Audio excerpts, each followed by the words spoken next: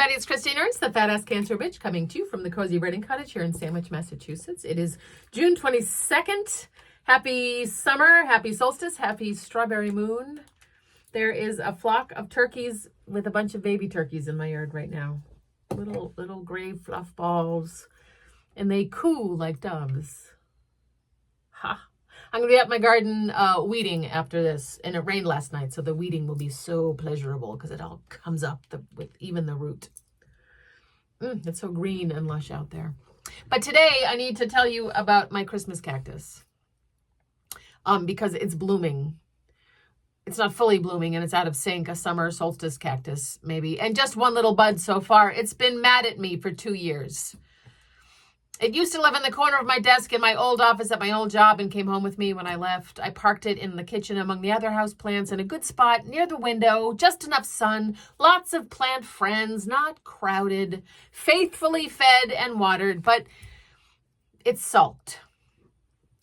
Or maybe I sulked. No blooms in angry, pissed off 2022.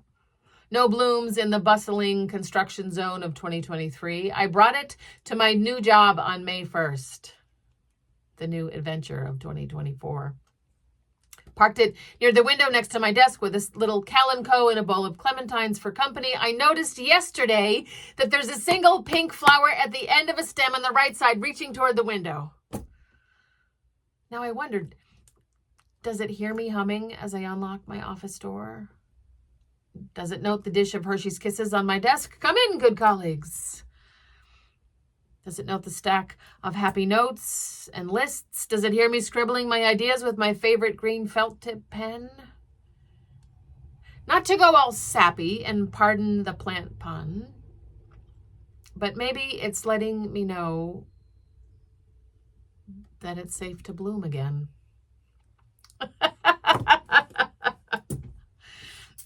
This delights me. Bloom is a favorite word. I wear it on a bracelet almost all the time. It's stamped into this metal. Bloom. And frankly, it's more of a prayer than a practice, I think. Bloom. Bloom, damn it. But maybe something's changed or shifted. I read about epigenetics this morning in The Guardian. There was that famous Dutch famine study about epigenetics, and more recently, a definitive study involving mice and one of their favorite foods, cherries. A generation of mice were trained to associate the scent of delicious cherries with a mild electric shock. I know. But these mice eventually froze in fear every time they smelled cherries. Now, these mice had more mice, and that generation were left to have happy, shock-free lives, but also a cherry-free life. They didn't get any cherries.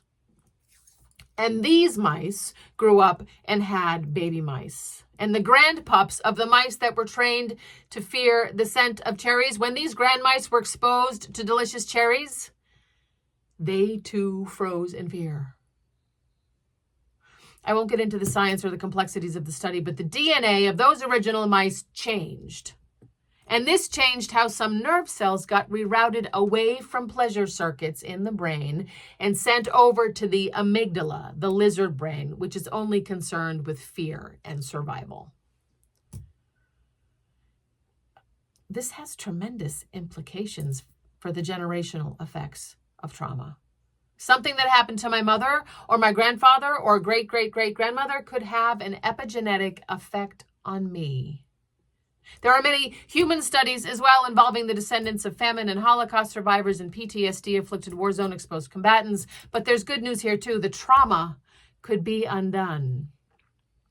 The mice, afraid of the thing that was supposed to delight them, could be retrained, and their DNA reverted, and their neural circuits mapped back to the pleasure instead of the fear. And the brain structure of subsequent new generations were no longer affected. Isn't this an interesting wrinkle? How often do I talk about my hard wiring, blame my parents for my faults and foibles? How I think I was born angry and full of shame. How my therapist and I have identified certain hot buttons. Things that tell my amygdala to take over. Things that should delight me that instead make me freeze in fear. How my life, my DNA, how my neural pathways evidently are affected by the things that have happened to me. Also by the things that have happened to my parents and their parents and their parents.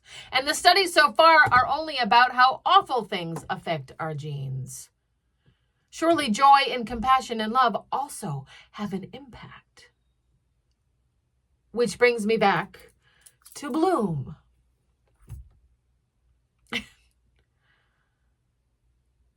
Maybe I meant epigenetics when I hammered that word, bloom. And reformat your neural circuitry wouldn't fit.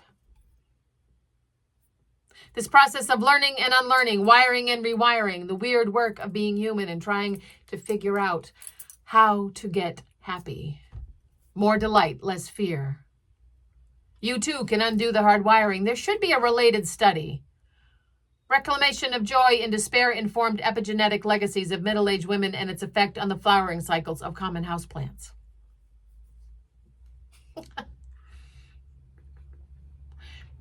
Or maybe it's just magic.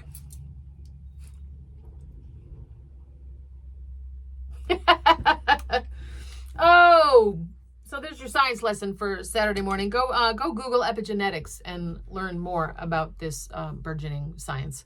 Used to be thought quackery, but it's the real deal and has such potential. Go bloom. Go weed.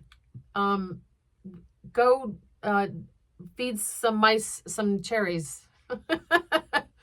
And don't shock them. You are beloved, my dears. Come as you are. I'm so glad you tuned in. Have a wonderful, magical weekend. Go bloom.